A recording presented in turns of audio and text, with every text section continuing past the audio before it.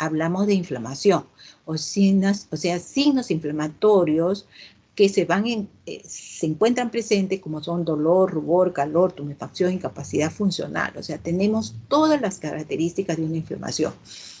Entonces, tenemos ahí artritis por fosfato de calcio, o llamada también gota cálcica o pseudogota, la generada por hidroxipatita, llamada también tendinitis cálcica o artritis cálcica, y finalmente tenemos la presencia por artritis de oxalato de calcio. Entonces, cuando hablamos de artritis, tenemos que hacer una diferencia entre estas 4 posibilidades más frecuentes que se presentan por microcristales, ¿no?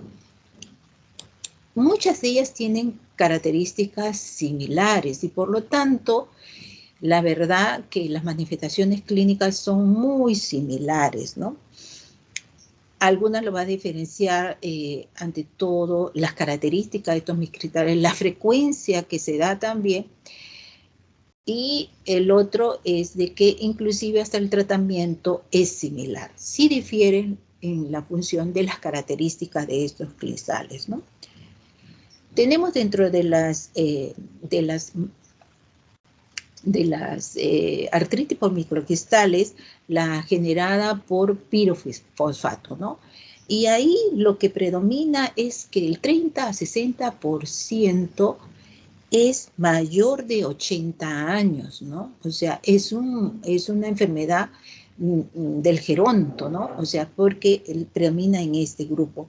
Sin embargo, cuando hay presencia de esta enfermedad en pacientes más jóvenes, sí hay que tener en cuenta que puede estar relacionado con procesos metabólicos o está relacionado, por ejemplo, con hiperparatiroidismo, hemocromatosis, hipofosfatemia, hipomagnesemia, hipotiroidismo.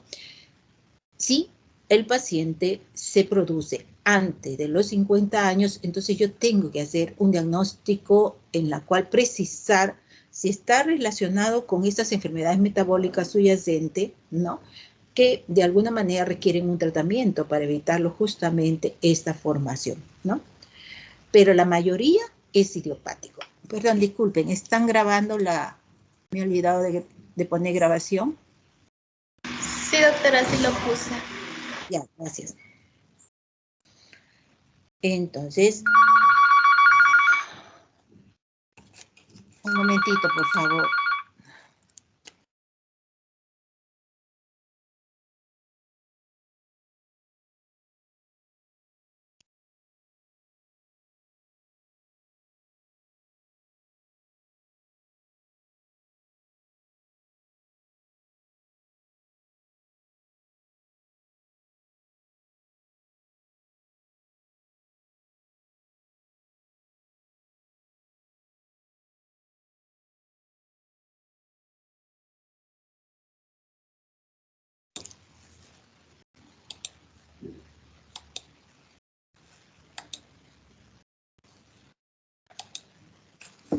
Perdón, ¿me escucha? Sí, doctora.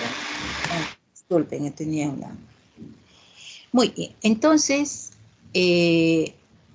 vamos a ver que en la presencia de la artritis por pirofosfatos, entonces la presentación clínica puede ser asintomática o aguda, o sea, con manifestaciones artríticas, o puede ser manifestaciones crónicas, como la presencia inclusive puede simular una artrosis, ¿no?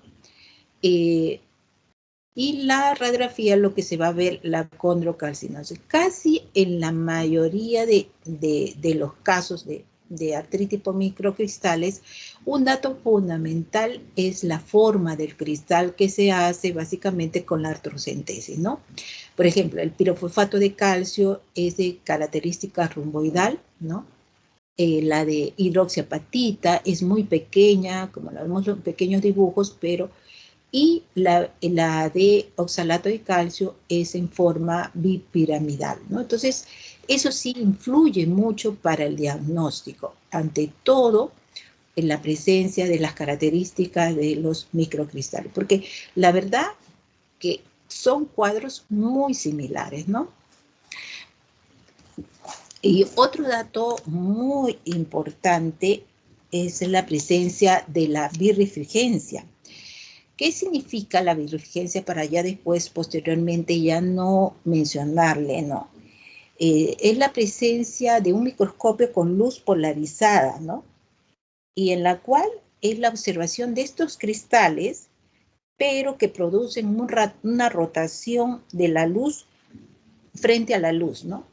Frente a esta luz polarizada. Y eso se llama birrefringencia, ¿no? Es un método bastante sencillo, pero lamentablemente muchos de los centros hospitalarios en los que nosotros trabajamos no se encuentra fácilmente, ¿no? Y ahí eso es otro dato muy importante, porque en caso de la birrefringencia del urato monosódico, que es la gota, la birrefringencia es fuertemente negativa, lo que en pirofosfato es débil, positiva, en la hidroxiapatita no lo tiene y el oxalato de calcio es fuertemente positiva. Como ven, la birrefringencia sí le da también además una claridad al diagnóstico, porque lo utilizan ante todo en la que es más frecuente, que es la de urato monosódico, o sea, la artritis gotosa, en la cual son en forma de aguja y es fuertemente negativa la birrefringencia, ¿no? Lamentablemente no lo tenemos mucho en los centros hospitalarios, pero sí tienen que ustedes saberlo porque muchas veces lo toman en los exámenes, ¿no? Y no solo en el ENAM, también lo podrían tomar.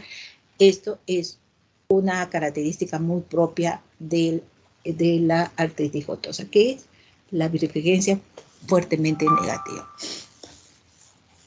Bueno, entonces, ¿dónde se localiza las manifestaciones clínicas de pirofosfato de calcio? Usualmente en las rodillas, en las muñecas, en los tobillos, ¿no? Y igualmente la hidroxipatita igual en las rodillas, hombros, en las rodillas, manos, el oxalato de calcio, que son algo muy similar en las características clínicas que tenemos dentro de estas artritis desde el punto de vista por microcristales, ¿no? Y en cuanto a la de oxalato de calcio, usualmente es secundaria a cierto grado de insuficiencia renal en forma terminal, ¿no? Esa es una causal muy importante y puede producir también una sinovitis en pacientes con insuficiencia renal terminal, ¿no? Y con respecto al tratamiento, todas son realmente es el mismo esquema de tratamiento como reposo, el uso de AINES, glucocorticoides, y si tiene alguna enfermedad de fondo, como lo que habíamos mencionado, como por ejemplo el pirofosfato de calcio, que está relacionado como enfermedades metabólicas, o el de presencia por hidroxiapatita también, que está relacionado con algunas enfermedades metabólicas, tenemos que lógicamente hacer el diagnóstico y por lo tanto darle tratamiento para el tal, para la causa, ¿no? En la que puede generar este proceso, ¿no?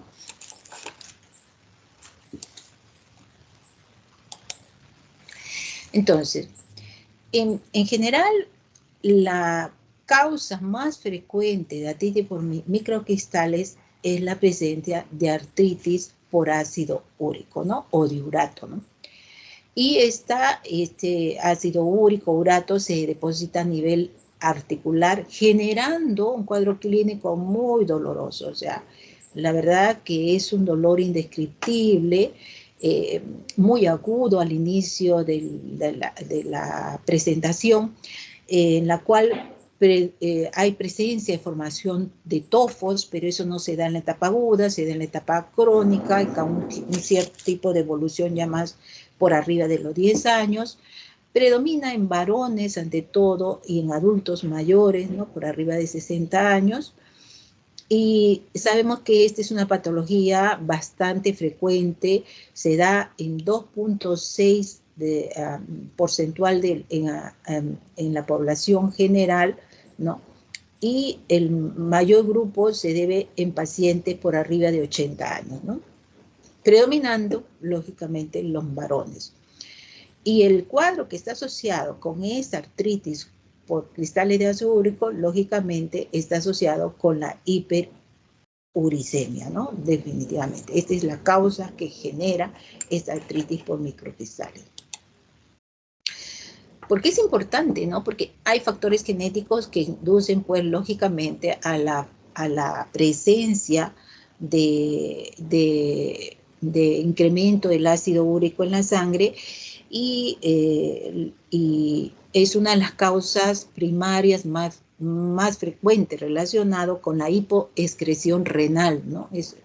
Hay causas secundarias, pero la mayoría de veces está desarrollado con causas primarias y relacionados ante todo con la hipoexcreción renal, ¿no? Y factores genéticos que inducen a la presencia de esta hipoexcreción renal. Hay causas secundarias también. En Estados Unidos se ha hecho, pues, un estudio bastante amplio, ¿no? Tienen los medios, ¿no?, para poderlo realizar, y han visto de que 8.3 millones, o sea, 3.9 de habitantes en USA presentan esta enfermedad. O sea, que es muy importante porque genera muchas veces limitaciones e incapacidad funcional. Por lo tanto, es una enfermedad que debe estudiarse, ¿no? Para evitar justamente esta progresión. Y además, porque se ha visto que estos pacientes tienen una alta relación de alto riesgo de eventos cardiovasculares. O sea, es decir, que un paciente que no tiene hiperuricemia y el paciente que tiene hiperuricemia, el que tiene hiperuricemia tiene mayor riesgo de más temprano, o sea, tiene más posibilidades de tener un evento cardiovascular. Entonces, es muy importante, por lo tanto, el control de esta enfermedad. Nuestros objetivos en general para esta enfermedad es cómo identificar, o sea, ustedes que van a estar, van a ser médicos generales y cómo identificar, y esto es frecuente, sí lo vamos a ver. No es pues que en una consulta al día vamos a ver una al día, no, tampoco no es así, porque se presentan pacientes que también factores genéticos, un poquito, los europeos tienen bastante ácido úrico y en la comunidad norteamericana hay mucha ascendencia, lógicamente, porque son migrantes europeos, ¿no?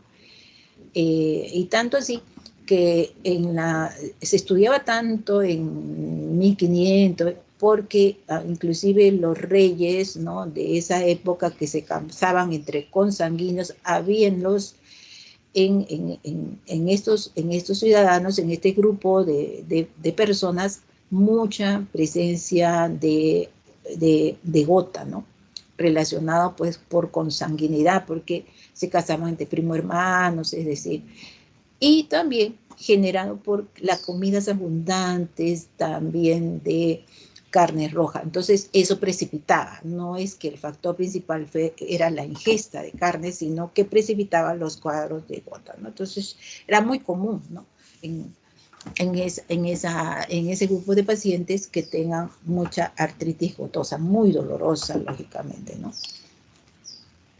Entonces, identificar. Realizar un adecuado tratamiento, ¿no?, desde el inicio, porque posteriormente vamos a hablar cómo es la presencia del cuadro clínico, ¿no?, que es base fundamental para el diagnóstico de la artritis gotosa, y también es importante los factores de riesgos y también tener la evidencia de la hiperuricemia, ¿no? Entonces clínico y requerimos también un plan de trabajo para hacer nuestro diagnóstico, ¿no? Y también hacer diagnósticos diferenciales porque de repente nuestra presunción diagnóstica se cae y tendríamos que hacer una artrosíntesis para definir finalmente nuestra posibilidad de diagnóstica, ¿no? Entonces, ¿cuáles son los factores de riesgos para esta enfermedad, ¿no? Para la presencia de una artritis gotosa? Son factores que son modificables, que sí tenemos que tener presente en la historia clínica, y hay factores que no se van a modificar, ¿no? Y que van en función también de las características de este paciente. Por ejemplo, en caso de hiperuricemia, hay factores que contribuyen a la formación mayor de ácido, por ejemplo, el alcohol y algunos alimentos relacionados con el exceso de purina, por ejemplo, el consumo de carnes, mariscos, refrescos, ¿no? Estos, de alguna manera, son modificables, porque si el paciente sabe que tiene una artritis gotosa, nosotros tenemos que también decirle cuáles medicamentos puede generar incremento más de ácido úrico. Y también algunos fármacos, ¿no? Por ejemplo, la ciclosporina, la hidroclorotiazida, ¿no? Que es un diurético que se le da en pacientes hipertensos, usualmente. Entonces, si el paciente tiene hiperuricemia y tiene una artritis gotosa, no le voy a dar ese medicamento porque va a generar mayor formación de ácido úrico. Entonces, sí hay que tener en cuenta todos los medicamentos que pudieran de alguna manera condicionar a mayor hiperuricemia, ¿no? Por ejemplo, también el etambutol, la piracinamida. Entonces, todos los efectos que de alguna manera colaterales y que inducen la formación de ácido úrico, ojo, hay que tener, ya sea en la excreción de ácido úrico, formación, hay que evitarlos, ¿no? También tenemos la obesidad, es un factor de riesgo, la hipertensión está muy asociada a los factores de riesgo, enfermedades linfoproliferativas, ¿no? Porque sabemos que esta induce a mayor formación de la purina, que está relacionado con, que es parte fundamental de la síntesis de ADN, ¿no? Entonces, la presencia de hemólisis, necrosis celular, va a generar lógicamente mayor presencia de ácido úrico. Entonces, estas enfermedades linfoproliferativas, ¿no? Leucemia, linfomas, ¿no? De alguna manera son causales de hiperuricemia, ¿no? No estamos hablando todavía de artritis gotosa, pero estamos hablando de la presencia de incremento de ácido úrico, ¿no? Que es un factor de riesgo. Bueno, entonces, ¿y cuáles son los que no son modificables? Son, por ejemplo, la edad, ¿no? O sea, yo no puedo, tiene 80, tendrá 80, o sea, no lo puedo retroceder, no se van a modificar. Y lamentablemente el grupo mayor, de mayor edad, son los de mayor riesgo. El género masculino, ¿no? También no lo puedo. Factores genéticos ya nacen con esta predisposición y lamentablemente sí hay que decirles las advertencias. Y otro que no se modifican, la enfermedad renal crónica que genera también hiperuricemia, ¿no? Pero se ha visto también que esto no es factor tampoco de artritis gotosa, ¿no? O sea, uno puede tener hiperuricemia y no necesariamente gota, ¿no? Artritis gotosa. Entonces, vamos a ver que, bueno, sabemos que el ácido úrico es el producto final del metabolismo de las purinas, ¿no? Y entonces este está relacionado con la dieta o con la presencia o de una síntesis endógena, por ejemplo, ¿no? Un proceso linfoproliferativo, hay necrosis, hay lesiones a nivel celular, entonces van a haber destrucción. Todo esto va a generar una hiperuricemia, ¿no? Ante todo, hay presencia del ácido úrico, se va a eliminar a nivel renal y los uratos van a ser, ¿no? A nivel hematógeno, van a estar en la sangre, ¿no? ¿Y cuándo sabemos que hay un cierto grado de hiperuricemia que no es conveniente para el organismo? Se toma como niveles cuando los niveles de ácido úrico en el mujer es por arriba de 6 miligramos por decilitro y en el varón cuando es por arriba de 7 miligramos por decilitro. Ahí decimos que hay una hiperuricemia, no decimos que hay gota, simplemente hiperuricemia. Bueno, entonces, este metabolismo de la purina, finalmente, lo que van a hacer por acción, bueno, la degradación de adenosina, guanicidina, finalmente se va a formar la hiposantina y la santina por acción de la santinoxidasa, ¿no? Y la formación, finalmente, de ácido úrico que se va a eliminar en la orina, ¿no? Y la santinoxidasa es muy importante esta enzima porque justamente es posteriormente inhibidor de la santinoxidasa, que es el uso del allopurinol, que es un medicamento para disminuir el ácido úrico. Es por eso importante los niveles donde de alguna manera se van a introducir algunos medicamentos, ¿no? Y finalmente se va a formar el ácido úrico que se va a eliminar en la orina y urato finalmente es el que va a encontrarse a nivel sanguíneo y también se va a depositar a nivel de las articulaciones, ¿no? Es muy importante también otras enzimas, como por ejemplo el PRPP, que es el fosforibosil pirofosfato sintetasa, ¿no? Que esta es una enzima precursora de ácido úrico, ¿no? Y tenemos la otra enzima que es el HGPRT, ¿no? Esta enzima, que es la guanina pirofosforibosil transferasa, ¿no? Que es la que inhibe la enzima PRPP para limitar el ácido úrico. Estas dos enzimas están equilibradas, ¿no? Mientras uno incrementa, el otro disminuye. Pero ahí, cualquier alteración que pueda generar un defecto de ellas se va a repercutir en la formación también de ácido úrico, ¿no?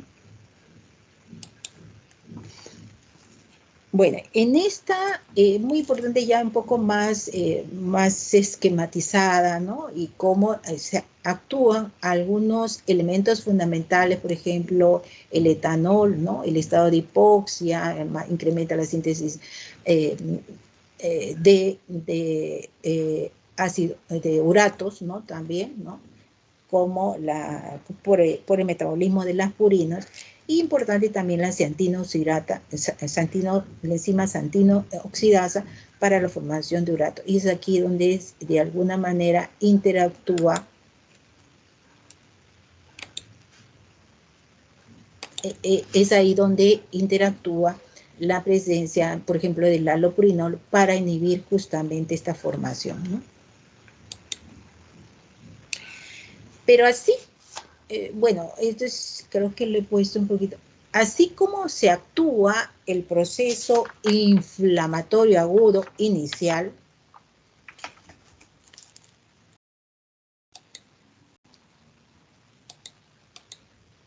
no,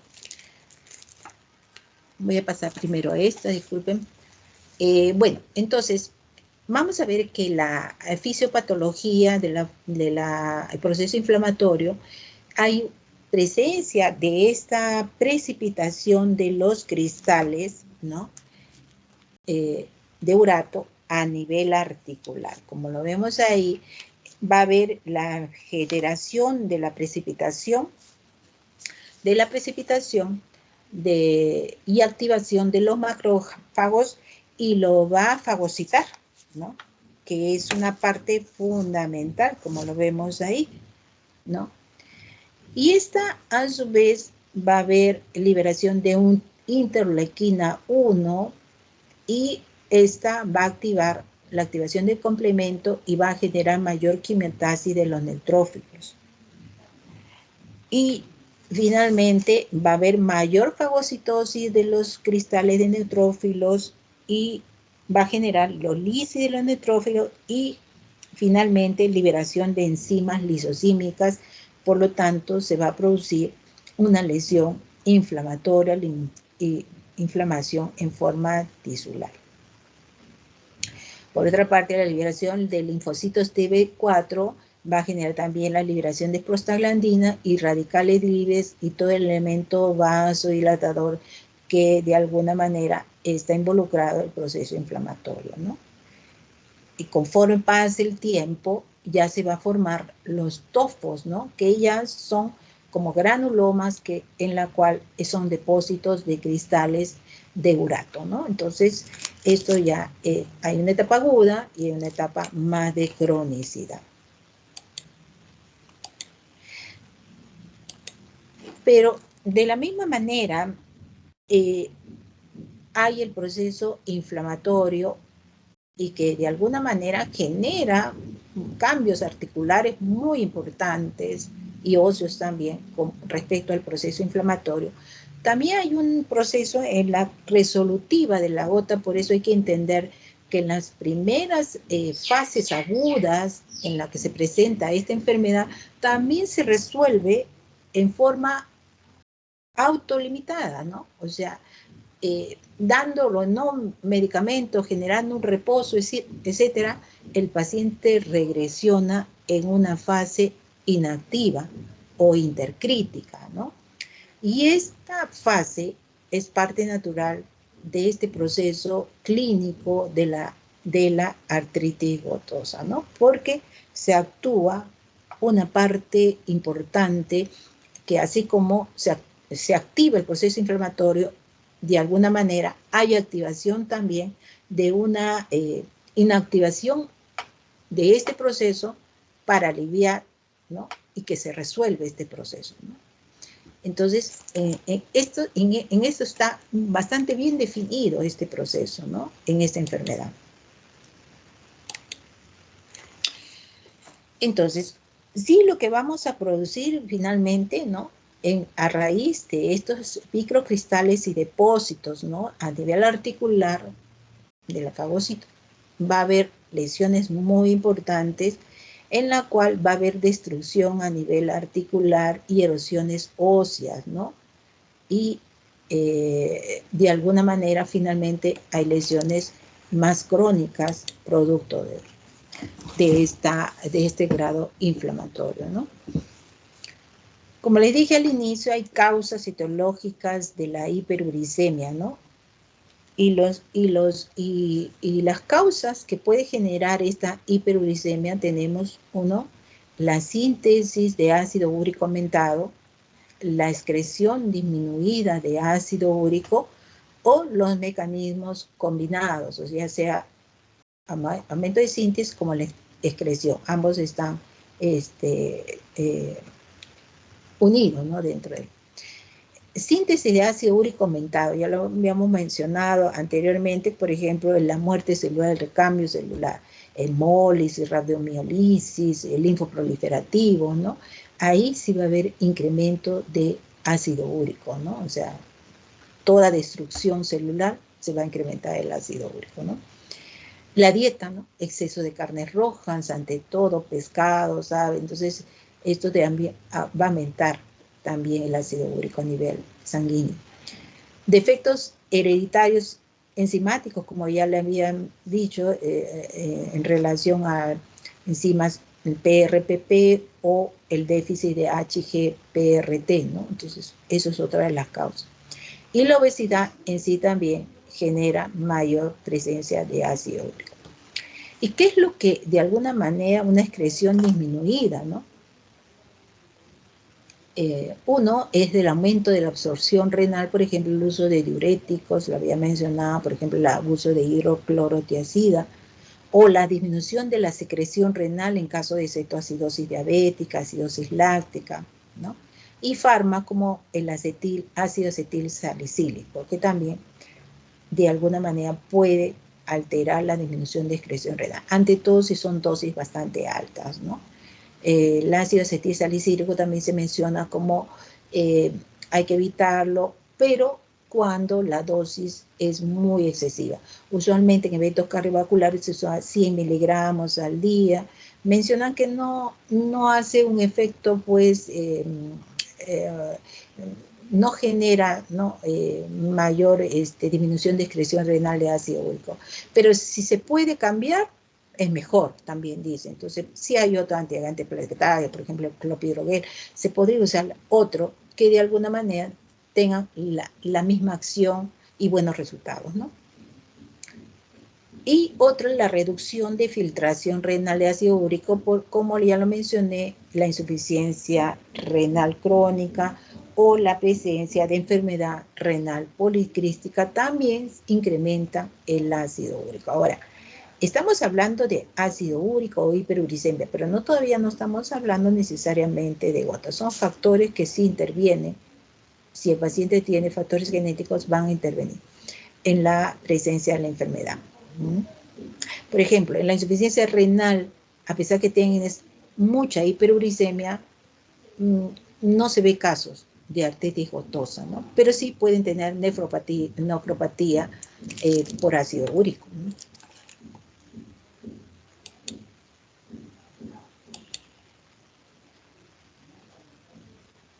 Bueno, es lo mismo. Con respecto a la clínica, ¿no? ¿Qué es lo que vamos a encontrar en la clínica? Se menciona de que hiperuricemia, 10% de los pacientes al menos una vez en su vida han tenido hiperuricemia, ¿no? 10% en general de los pacientes. O sea, si los pacientes van al consultorio, si tienen hiperuricemia, pongamos de 7, ¿no? Que ya es el límite en el varón, yo no voy a decir, ya, tiene gota. No, si no tiene, tiene. O sea, puede ser también de que el consumo excesivo de carnes, ¿no? Embutidos, o sea, rojas, me puede haber generado, sí. Entonces yo puedo decir su dieta, etcétera, etcétera, ¿no? O sea, la verdad que es muy frecuente encontrar hiperuricemia, ¿no? Entonces no me va a decir necesariamente que... Pero sí, si tiene por arriba de 7 a 8, ¿no? Con el seguimiento, 3%, solo el 3%, me van a evolucionar a una artritis gotosa. Y si tienen mayor de 9 miligramos por decilitro, el 22% me va a conllevar a una artritis gotosa, ¿no? Entonces, como ven, sí va de la mano, ¿no? El incremento y la presencia en la enfermedad. Pero como ven, no es una relación muy alta, ¿no? O sea, es por eso también, no es que si tiene hiperuricemia y no tiene factores de riesgo, la dieta puede ser un factor muy importante para el seguimiento, pero no hay necesidad que usar, ¿no? Inhibidores de la santinoxidasa, ¿no? O sea, no. Ahora, si este paciente tiene familia con artritis gotosa, yo creo que sí. Y si es gordito y eso, ya sí se puede de alguna manera para evitar justamente la enfermedad, ¿no? Pero en otros pacientes no necesariamente. Seguimiento, ¿no? La sobreproducción de ácido úrico solo se ve en 5%. La mayoría está relacionada con la baja excreción y las primarias, ¿no? Las primarias, o sea, es una causa, ¿no? La baja excreción. Y hay que diferenciar en las causas genéticas, que es la que interviene mucho en la presencia de esta enfermedad, ¿no? Los factores genéticos. Hay varios estadios en la cual se van a encontrar esta enfermedad, ¿no? Tenemos una fase asintomática porque, como vemos, solo un pequeño grupo de pacientes que tienen hiperuricemia van a hacer artritis gotosa. Entonces, es una fase asintomática, que el paciente va a estar con hiperuricemia, por ejemplo, este grupo que tiene mayor de 9 miligramos por decilitro, 22, o sea, de 100, 22 van a ser la enfermedad, el resto nunca va a ser enfermedad. Entonces, estos están en la fase sintomática, pero hay que tenerlas ya en control, o sea, cuidando, ¿no? Y si tiene factores de riesgo, yo creo que ya hay que iniciarle algún tipo de tratamiento. Pero si no tiene factores de riesgo, ahí nomás bajarle con la dieta, ¿no? Puede ser también el tipo de alimentación, etcétera, que ha generado, o buscar otras causas, pues, insuficiencia renal y otras causas que me esté generando la presencia de ácido. O de repente tiene un proceso linfoproliferativo, ¿no? Y que es la causa, ¿no? De la hiperuricemia, ¿no? Pero en la enfermedad en general de la artritis gotosa va a haber una etapa que sí va a ser asintomática, ¿no? O sea, no es que me aumenta entonces va a haber una etapa en la cual yo voy a estar asintomática, no hay artritis, no hay nada. En el estadio 2 ya hay una etapa de la artritis aguda, ¿no? Aguda, y en la cual sí va a haber manifestaciones clínicas muy evidentes, una crisis dolorosa de agudez de la enfermedad. De la noche a la mañana hay un grado de inflamación.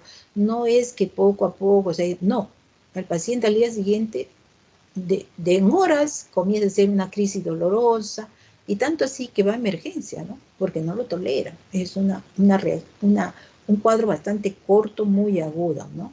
De la enfermedad. El primer episodio dura de 1 a 2 semanas, ¿no? Del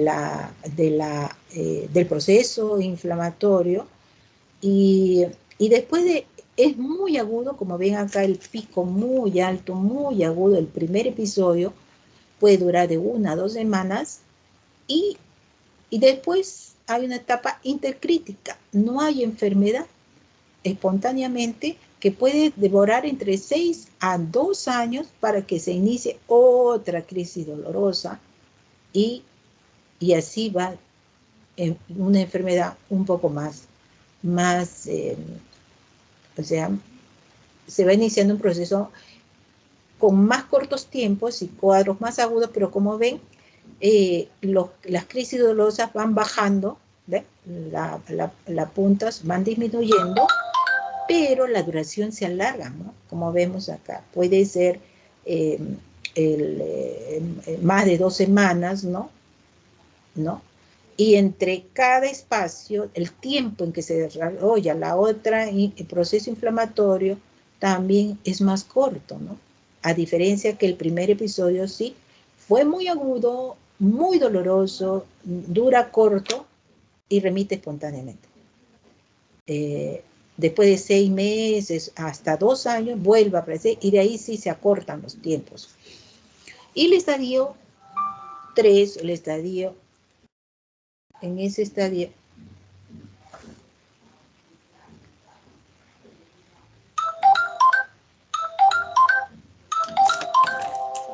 un ratito, por favor.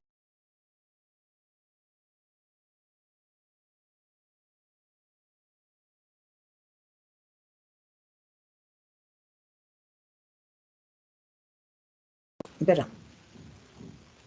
Entonces, en la etapa crónica, ya el cuadro se vuelve más, ya es un tiempo bastante prolongado, ya por lo menos estamos hablando más de 10 años de evolución, y hay presencia del TOFO, ¿no? La presencia de un TOFO.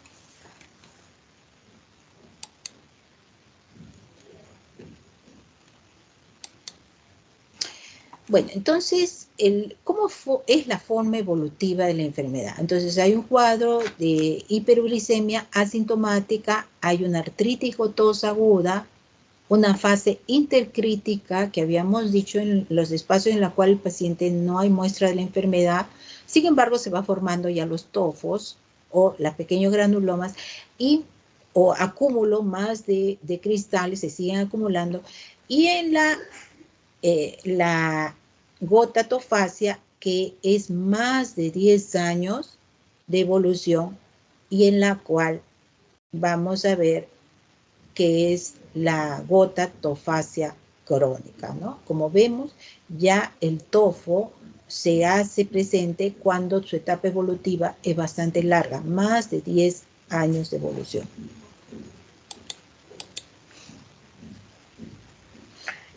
Entonces, tenemos ahí, bueno, algo ya que mencioné, ¿no?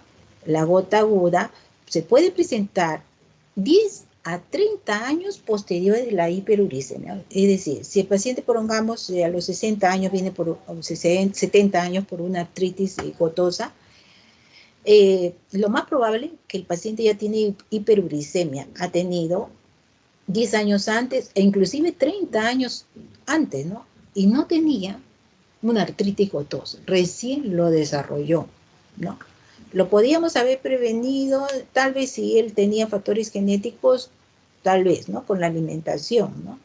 Pero miren cuánto tiempo ha pasado que él tiene hiperuricemia y no había muestras de una artritis aguda, ¿no? O sea, pero sí, usualmente la evolución es así entre 10 a 30 años. Sus causas son desconocidas, ¿no? Como la mayoría de veces, ¿no? Y son, desde el punto de vista primarias, idiopáticas. Y el dolor es muy intenso, hay signos inflamatorios, dolor, rubor, calor, tumor, etc. Y son muy agudas, de 8 a 12 horas de evolución. Lo característico es la presencia de la inflamación del primer metatarso falángica, que se denomina también podagra, ¿no? Es un dedo bastante inflamatorio, la primer metatarso falángica, y se puede, como es un proceso único, o sea, ¿no? En la articulación, usualmente una sola articulación tomada, ¿no? Y esta sí es muy clara, que se ve básicamente en la artritis gotosa, ¿no?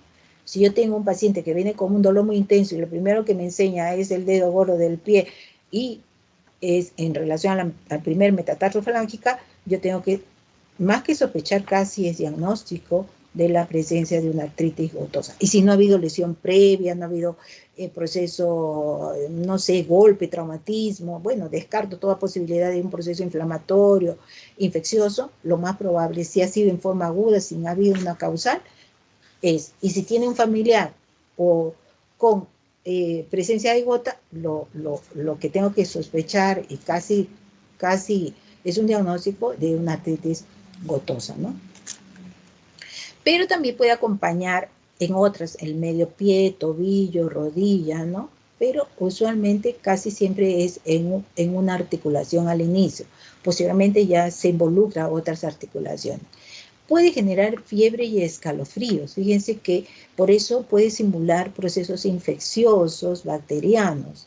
Y se resuelve en un promedio de 1 a 2 semanas. Y posteriormente puede haber ataques más frecuentes, pero menos agudos, como habíamos visto en la anterior diapositiva, que usualmente la primera es la más crítica, ¿no? La segunda puede durar más, pero la forma y evolución del dolor es mucho más pequeña, ¿no? Después del primer episodio o de la fase aguda, vemos el periodo intercrítico, ¿no? En la cual el paciente va a estar asintomático. Y los cristales se siguen depositando a nivel articular y se van a formar los tofos, ¿no? Y finalmente puede haber erosiones ya a nivel del hueso, ¿no? Después viene la fase crónica, en la cual ya se toma como un tiempo bastante prolongado, en la cual ya pasó más o menos 10 años de la gota intercrítica, y puede haber también presencia de reagudez de la enfermedad, ¿no? De dolores articulares, no es solo en una, sino en varias, y ya es visible la presencia de los tofos, ¿no? En caso de los ataques agudos que estábamos viendo, en el caso de la artritis aguda, vamos a ver que sí, los ataques son muy rápidos, en horas, ¿no? ¿Ya? Y se resuelven también posteriormente, ¿no? Bajarle rápidamente el ácido úrico es controversial, ¿no? O sea, yo digo, tiene hiperuricemia, yo le voy a dar medicamentos para disminuir, por ejemplo, el allopurinol, ¿no? Las antinocidas. No, es controversial, porque el bajarle rápidamente precipita más los cuadros dolorosos, ¿no? O sea, e inclusive no se debe usar, ¿no?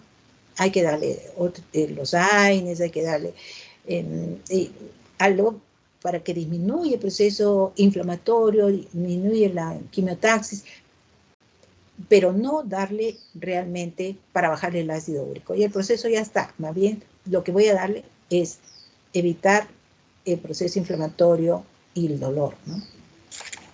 Entonces, no está indicado, ¿no?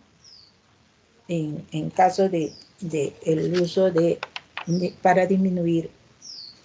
Y ojo, que también puede haber ataques de ácido úrico con ácido úrico normal, porque no se olviden que los cristales están a nivel articular, ¿no?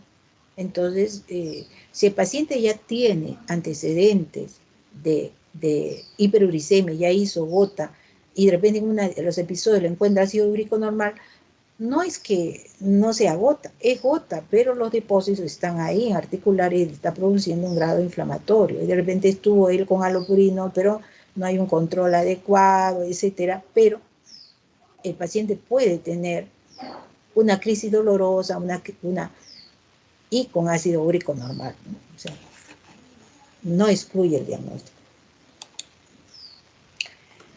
Bueno, entonces, ¿cuáles son las manifestaciones clínicas que tenemos entonces por incremento de ácido úrico en general? Tenemos la hiperuricemia, que puede ser asintomática, o sea, paciente con insuficiencia renal tiene ácido úrico, poliquistosis renal, pero no, estos pacientes usualmente no hacen gota, hacen hiperuricemia, pero no hacen gota. Tenemos la titis gotosa, que usualmente la causa más primaria, factores que lo desencadenan, ¿no? La gota aguda, ¿no? La forma de presentación, la gota crónica, que es la atofasia. Puede haber la presencia de nefropatía gotosa, ¿no? Que es algo más crónico. La formación de cálculos, ¿no? Por ácido úrico, es otra forma de presentación por hiperuricemia. Esta no la dan usualmente las relacionados con la artritis gotosa, ¿no? Por otras enfermedades, ¿no? Renales, etcétera, o por la presencia de otras enfermedades metabólicas, ¿no? Lo que sí se da es por la nefropatía, por la presencia en forma intersticial. Esa sí es la que me da por ácido úrico y está relacionado con la artritis gotosa o la gota atofasia, ¿no? La de forma intersticial, ¿no? Sí, esa hay que tener más cuidado que la de litiasis o la presencia de nefropatía por ácido úrico relacionado con cristales de túbulos a nivel de los colectores, ¿no? Que está por un fracaso renal agudo, ¿no? La que sí está relacionada es por la depósitos en forma intersticial, ¿no? Esta nefropatía crónica en depósito intersticial. Es la famosa podagra, como se menciona, ¿no? En los textos antiguos, ¿no? Es como un cuadro tan doloroso como que un monstruo se ha depositado o está mordiendo tanto así que genera un dolor indescriptible, ¿no? Entonces, es lo que tendríamos que tener en cuenta las características de esto, ¿no? La presencia de los tofos, ¿no? Como vemos que pueden estar en manos, el pabellón de la oreja, a nivel del codo, ¿no? No son dolorosas realmente, sí son molestosas porque, imagínense, estéticamente no se ven bien, ¿no? Pero realmente no es que generen, pues, mucho dolor, ¿no? Ante todo son estéticos, ¿no? No. Entonces los depósitos pueden ser en diferentes articulaciones donde usualmente se presentaban las crisis dolorosas, ¿no? Bueno. El diagnóstico, ante todo, se hace por el ácido sérico, que habíamos mencionado, la presencia del ácido úrico, ¿no? 7 en el varón, mayor de 6 en la mujer. Eso nos da un indicio de la posibilidad de diagnóstico y si el paciente ya tiene una titis gotosa. En la orina también se puede tomar orina en 24 horas y diagnóstico, y también para evaluación de manejo de úricos úricos, ¿no? Los reactantes inflamatorios, fundamental, por ejemplo, la leucocitosis, la presencia de velocidad de segmentación y la presencia de proteínas C reactivas, ¿no? Es muy importante en caso de ataques agudos. Y finalmente, la presencia del líquido sinovial, ¿no? Las características del líquido sinovial, si no tenemos, nuestro diagnóstico no está muy claro, porque la verdad que si tiene factores genéticos, tenemos ácido úrico incrementado, presencia, o sea, la verdad, la podagra, ¿no? Entonces, el diagnóstico ante todo es más clínico, pero si tenemos gran dificultad y queremos, porque no sabemos si está relacionado con ello, sí podemos hacer la artrocentesis, ¿no? Y ver las características del líquido sinovial y la característica de los cristales. Y las radiografías o estudios ecográficos es muy importante también para las complicaciones o las características que se puede encontrar en esta enfermedad, ¿no? Acá tenemos algunas radiografías ya que enfermedades crónicas, ¿no? En la cual vamos a ver imágenes de sacabocado, que es usualmente muy frecuente en las artritis gotosas, ¿no? Que son lesiones crónicas como mordedura de ratón. Estas no son marginales, mira, son bastante amplias, ¿no? Y tampoco son centrales como se ve en la psoriasis, ni son tan marginales como se ve en la artritis reumatoidea, ¿no? Pero sin embargo generan muchas lesiones, ¿no? Mucha deformación. Bueno, imagen de sacamocado, ¿no? Imagen de mordedura de ratón, llamado también, típica de eso. Bueno, y en estas ya los había mencionado, ¿no? La forma de cristal en aguja que se ve en la de artritis gotosa, ¿no? Y la preferencia fuertemente negativa y el líquido sinovial es inflamatorio, ¿no?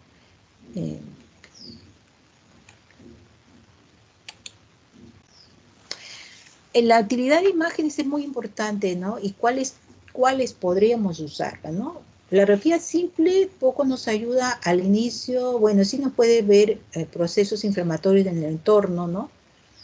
En la fase crónica, lógicamente, ya sí hay erosiones, ¿no? El compromiso del espacio articular, ¿no? Y la presencia de tofos también nos ayuda, ¿no? La tomografía es de poca utilidad y la resonancia, si hay diagnóstico diferencial o no hay un diagnóstico preciso, pero la verdad, lo que sí nos ayuda es la radiografía simple y la ecografía, ¿no? La ecografía también nos da ayudas muy significativas, las características de las articulaciones, la presencia de líquido, ¿no? Pero a veces se pide por gusto, ¿no? Tomografía, resonancia, ¿no? No es necesario, ¿no? Para el estudio. Es cuando tenemos que hacer diagnósticos diferenciales, ¿no? Pero de repente con una buena radiografía y una ecografía son suficientes, ¿no? Para este tipo de enfermedades, excepto que haya complicaciones, ¿no? Tenemos la escala de diagnóstica de Gota, ¿no? Que es bastante sencillo, es bastante antiguo, pero todavía lo tenemos como referencia, ¿no? Por ejemplo, si es sexo masculino, le pongo 2 puntos, que es la mayoría de pacientes son sexo masculino. Episodio de artritis se ha tenido 2 puntos. Inicio de los síntomas en un día, como les dije, muy agudos, ¿no? Hiperemia en la articulación, es importantísimo, ¿no? Inflamación, afectación de metatarso calángica, también le pone un puntaje bastante alto. Si tiene hipertensión o enfermedades cardiovasculares, como le dije, hay una asociación muy alta, 1.5, y la presencia de ácido úrico de mayor de 5.8. Entonces, la sumación de esta puntuación es determinante para la posibilidad de diagnóstico, ¿no? ¿Cuáles son? Puntuación menos o igual de 4, una probabilidad de 2.8, muy baja, ¿no? Y la puntuación mayor de 4 y menor de 8, probabilidad solo el 27%. Pero si la puntuación es mayor o igual de 8, la probabilidad es de 80.4. Como ve, si yo tengo una puntuación alta, lo más probable que el diagnóstico sea de una artritis gotosa, ¿no? Y esto se ve sexo masculino, por ejemplo, la podabra 2.5, hiperemia, ¿ya? Hipertensión si tiene el paciente, inicio del síntoma en un día, bueno, completa fácilmente los 8 puntos, ¿no? Y es muy importante la influencia en la gota, porque también eso, los estudios son demostrativos, ¿no? Consumo de carne roja se incrementa, igual pescado, carne de ave, también puede ser la cerveza, los licores, ¿no? La vitamina C mencionan que disminuye, ¿no? Y refrescos azucarados también. Entonces, todo este tipo de alimentación tiene mucho que ver como parte del esquema de tratamiento, ¿no? Disminuir. Con respecto al tratamiento, entonces, el tratamiento, ante todo, se usa xantinosidasa, ¿no? Inhibidor de la xantinosidasa, ¿no? Inhibe la formación de ácido úrico, al final, el producto final, ¿no? Pero si el paciente comienza a hacer trastornos, náuseas, vómitos, leucopenia, algunos trastornos a nivel hepático, sí hay que, tiene efectos adversos, bueno, es el momento de retirarlo, porque tampoco puede haber otras alternativas, como el febuxostat, ¿no? Que también es un inhibidor de la xantinosidasa y que de alguna manera se puede usar como una alternativa un poco más costosa, pero el allopurinol es bastante antiguo y es menos costoso, ¿no? Por eso es un poquito la diferencia. Y no todos los hospitales tenemos el febuxostat, ¿no? Pero sí es una alternativa, ¿no? Ahora, ¿en quiénes vamos a usar estos medicamentos? Estos son medicamentos para disminuir el ácido úrico. Ojo, estamos hablando de un paciente crónico, ¿no? No estamos hablando de una fase aguda de la enfermedad. Entonces yo tengo un paciente que ya tiene gota y que de alguna manera quiero controlarle, ¿no? Para evitarla, ¿no? Una crisis dolorosa, voy a usarle un tratamiento para disminuir el ácido úrico. Pero en caso de febuxostat, ahí tenemos que tiene efectos adversos en cardiopatías, puede generar también, ¿no? Mayor posibilidad de alguna cardiopatía isquémica. Entonces, y yo creo que también no podemos usarlo, ¿no? Entonces, tiene su limitación. Y también tenemos los uricosúricos, ¿no? Otro, ¿no? Porque lo primero es disminuir la formación de ácido úrico, pero otros para eliminar ácido úrico. Y ahí tenemos el besbromarona, tenemos el lesinurad, ¿no? Que es otra acción, o el probenecid, ¿no? O sea, ya si no tenemos uno, tenemos este grupo que es úricos. Pero son más costosos, ¿no? La verdad que sí tenemos algunas limitaciones, pero son excelentes, ¿no? Pero también tiene limitaciones, por ejemplo, besbromarona no se usa en pacientes que tienen insuficiencia renal crónica, ¿no? Ni tampoco en nefrolitiasis. O sea, sí tenemos algunas limitaciones. ¿En quiénes se usa esto? En pacientes para mantenimiento, ¿no? Pacientes que tienen hiperuricemia y que tienen gota y que no tienen manifestaciones agudas todavía, ¿no? Entonces, es el resumen, ¿no? ¿Cuál es? Reducir la uricemia y inhibidor de la xantinosidasa, ¿no? ¿Cuáles son? El allopurinol y el febuxostat, ¿no? Que son dos alternativas. Y úricos vendría a ser el besbromarona, la lesinurad y también el probenecid, ¿no? Son tres, ¿no? Me faltaba. Y el tratamiento de profilaxis y episodios agudos, ahí viene que es diferente, ¿no? Si el paciente ya viene con signos inflamatorios articulares, con una crisis dolorosa, yo ya no voy a usar esto. Voy a usar, le voy a suspender momentáneamente si lo estaba usando y voy a usar para el dolor, inflamación y cuando esté menos activo ya puedo usar el otro, ¿no? Entonces ahí puedo usar los AINES, ¿no? Dentro de los AINES puede ser ibuprofeno, indometacina, ¿no? COX-2, por ejemplo, la Celecoxib, ¿no? Y en dosis antiinflamatorias, ¿no? Ibuprofeno, 800 cada 8 horas o 400 cada 8, depende, ¿no? De la tolerancia del paciente, ¿no? Y de alguna manera el uso de AINE es fundamental, ¿no? Después tenemos otra alternativa, ¿no? La colchicina, ¿no? En la cual es un inhibidor de la liberación del factor quimiotáxico leucocitario. Entonces, es un potente, ¿no? Y también se da en la fase aguda de la enfermedad. Y esa viene de 0.5 miligramos al día, ¿no? Entonces, yo puedo darle 2 tabletas juntas, 1 hora, ¿no? Y después continuarle una cada 12 horas, ¿no? Bueno, ¿se puede asociar el uso de la colchicina con AINE? Sí, se puede asociar, ¿no? Porque el paciente viene con mucho dolor. Entonces, el AINE, su acción es bastante rápida, la colchicina también, y tienen los dos efectos de alguna manera sumativos, podríamos decir, buscando el alivio del proceso inflamatorio. Si el paciente ya no mejora, o ya desde el inicio vemos que el cuadro realmente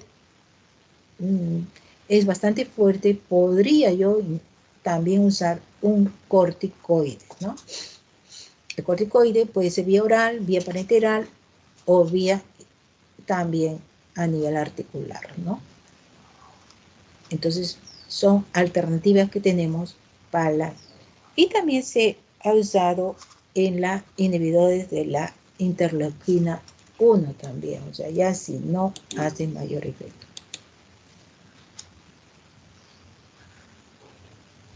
Bueno, esas son algunas de la EULAR que hace algunas con respecto a la ecografía y algunas imágenes que se pueden ver a nivel que nos puede ayudar para el diagnóstico en las ecografías para el diagnóstico de artritis gotosa, ¿no?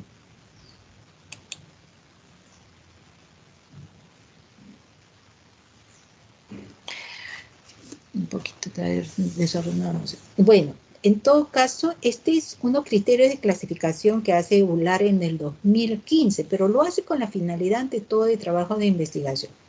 Y el proceso es bastante largo, mira los criterios que ellos ingresan para los pacientes en relación con hiperuricemia, ¿no? Pero la verdad son para trabajo de investigación, porque los criterios ante todo siguen ellos siendo también clínicos, ¿no? Y los elementos de laboratorio que se usan son realmente, es ante todo para la clasificación, ¿no? En 2020 también EULAR hace consideración, recomendaciones fundamentales, ¿no? Con respecto a la educación del paciente, fundamental. O sea, que el paciente tiene que conocer su enfermedad, considerar los efectos secundarios que causan hiperuricemia, las causas que pueden producir hiperuricemia, ¿no? Algunos medicamentos que no debe usar, también el paciente debe saber, ¿no? Por ejemplo, la hidroclorotiazida, ¿no? Y las características clínicas, ¿no? Cómo se van desarrollando. Entonces, muy fundamental, definitivamente, es la educación, ¿no? La educación del paciente. Y en 2020 también hace acerca el esquema de tratamiento que ya lo mencioné, ¿no? El paciente con hiperuricemia, el allopurinol, ese tratamiento de elección, puede ser también el febuxostat y también, como les decía, el probenecid, como parte del esquema de tratamiento. Y en el caso de ataques agudos, el uso de AINES, ¿no? Como lo mencionan aquí, ¿no?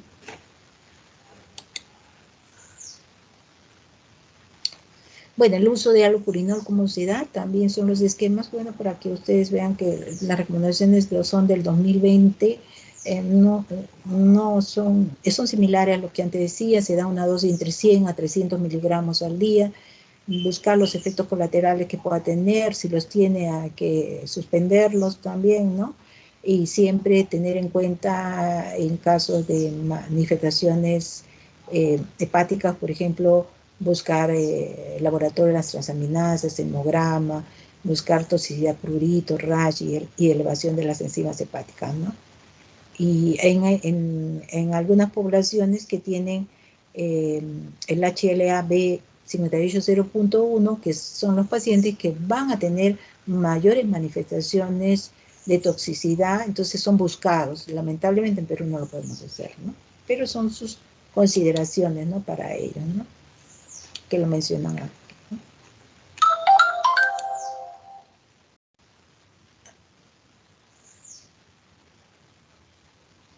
Y ya la hidroclorotazida mencionan también que mucho cuidado. Entonces, como les digo, no han variado con respecto a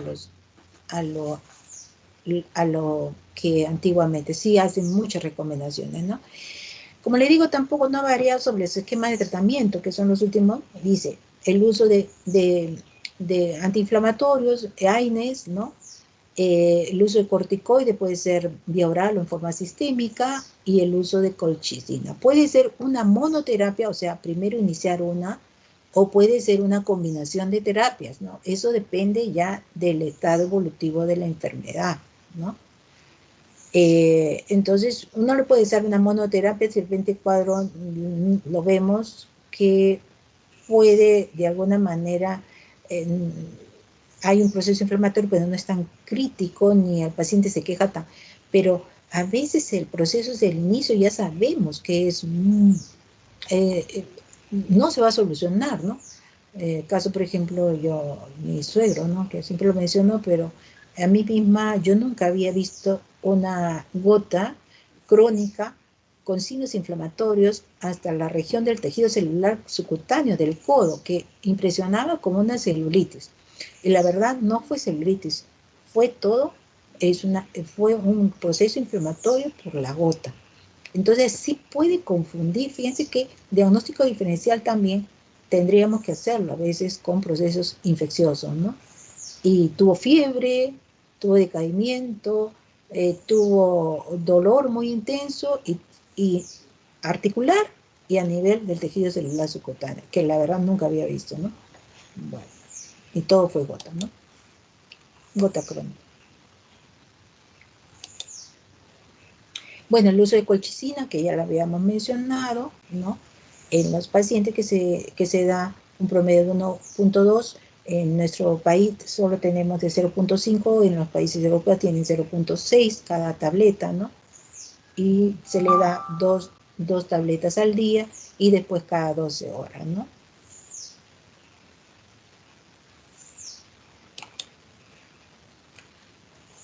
Y el otro, en los pacientes que pueden usarse también la dosis intraarticular, corticoides como intravenoso o también intramuscular, ¿no? Intraarticular. Bueno, entonces estos son los esquemas que se pueden dar, y el uso de prednisona, si se da vía oral, es un promedio de 0.5 por kilo de peso. Y se va bajando un promedio de 7 días y posteriormente se va bajando progresivamente. No se da una terapia ¿no? Por largo tiempo, ¿no? No se olviden los efectos colaterales del uso de corticoides. Por lo tanto, es un promedio total de 10 días, ¿no?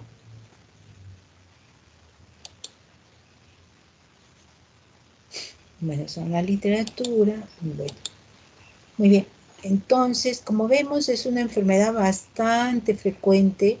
Vemos que sí puede ser diagnosticado fácilmente. Los antecedentes son fundamentales dentro de la historia clínica, y la forma de presentación también es fácil reconocerlo. Es importante el estudio del ácido úrico al inicio del proceso, ¿no? Y la artrocentesis es fundamental cuando sí hay un factor en la cual tenemos que hacer un diagnóstico definitivo o no encontramos, ¿no?, una relación entre el ácido úrico y la presencia de la enfermedad. Entonces, si tenemos alguna no podemos de alguna manera hacer un diagnóstico definitivo, sí es importante la artrocentesis, porque tiene características sí importantes que no determinan la presencia de estos cristales que difieren de los otros, ¿no? Entonces, ese es el resumen en general de la artritis nodosa. ¿Preguntas, chicos?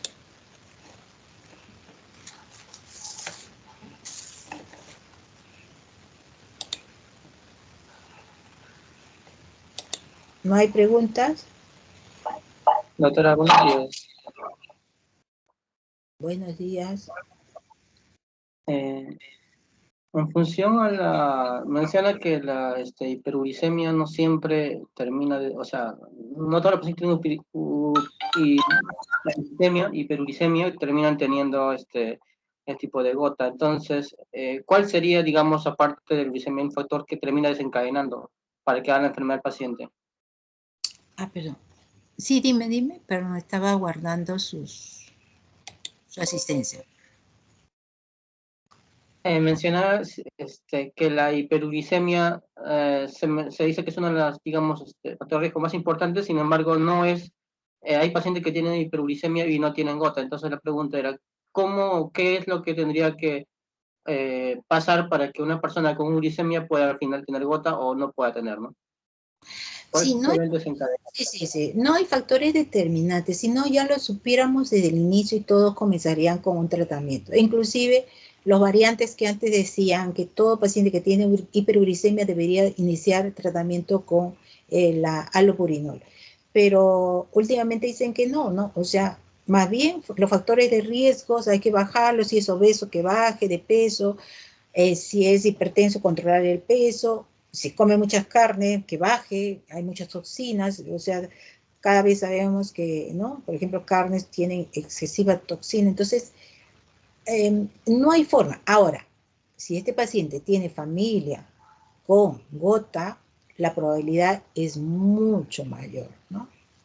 Y ahí sí de repente podríamos no iniciar tratamiento, sino seguimiento, ¿no? Ver cómo va evolucionando. Si el paciente, yo lo agarré que tenía 7 o 6.5, de repente a la próxima me tiene 9, y yo veo que la posibilidad es que llegue más, 23%, a 30%, que me haga al final, en un término de 10 años ácido úrico, de repente podría darle un tratamiento con allopurinol. Pero no está descrito que se debe iniciar necesariamente, ¿no?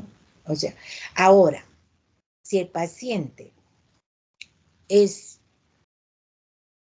por ejemplo, con respecto a la gota, ¿no? Pero, por ejemplo, si un paciente tiene hiperuricemia y está recibiendo quimioterapia y que produce también lesión a nivel celular, o sea, no sé, células buenas y malas, a veces mata, me puede generar a la larga esta hiperuricemia, nefropatía, por la presencia de ácido úrico.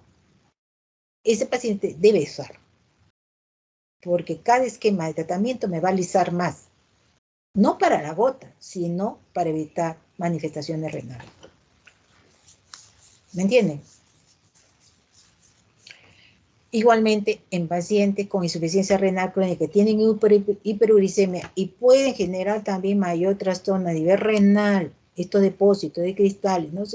También se usa ácido úrico en los pacientes con insuficiencia renal, pero no para evitar la artritis gotosa, no, sino para los depósitos de cristales a nivel del intersticio o presencia de cálculos, ¿no? Que a la larga también genera problemas severos a nivel renal, ¿no? Pero no por la artritis gotosa, ¿no?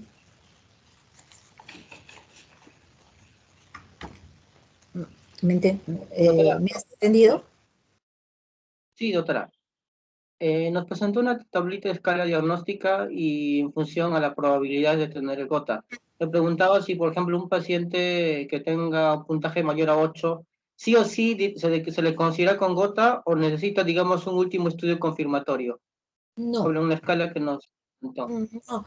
O sea, la duda viene cuando de repente tengo el ácido úrico, tiene todo, podagra, tiene todo, y de repente no, el ácido úrico está normal, ¿no? Pero ojo, yo también había dicho, puede haber pacientes con, y los cristales están ahí, entonces sí, este paciente tiene que hacer retrocentesis para definir bien mi diagnóstico, ¿no? Pero si yo tengo familiar con ácido úrico, padre, yo tengo tantos años, tengo ácido úrico alto, tengo un podagra, o sea, casi diagnóstico, ¿no? Ya no necesitan. ¿No? La verdad que la artrocentesis se usa solo cuando tenemos el problema de diagnóstico, ¿no? La verdad. No es necesario un procedimiento invasivo para hacer un diagnóstico definitivo. Es clínico, todavía sigue siendo clínico, por suerte, ¿no? Pero si hay una duda en la cual yo hay que hacerlo, ¿no? No es que estoy negando que eso sí. Claro, entonces, doctora, en un puntaje, por ejemplo, mayor a 8, ya lo tomaría como gota, ¿no? Claro, por supuesto, sí. Claro que sí, ¿no? Claro que sí. Muy bien. No hay más preguntas. Nos vemos el día lunes. A ver, un ratito, perdón.